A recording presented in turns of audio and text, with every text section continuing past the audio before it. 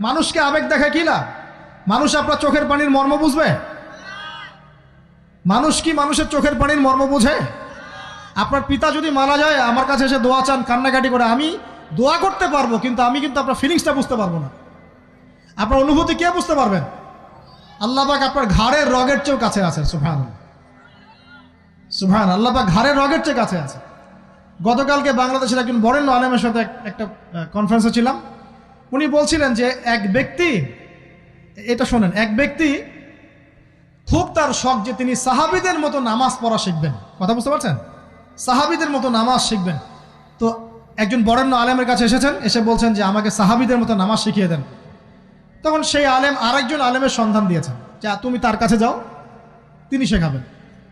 তো সেই ব্যক্তি একটু অবাক হয়েছেন, কারণ যাকে প্রশ্ন করেছিলেন তিনি অনেক বড় মুহাদ্দিস, আর যার কাছে পাঠানো হচ্ছে তিনি অত বড় মুহাদ্দিস নন, কিন্তু আবেদ, আমল করে।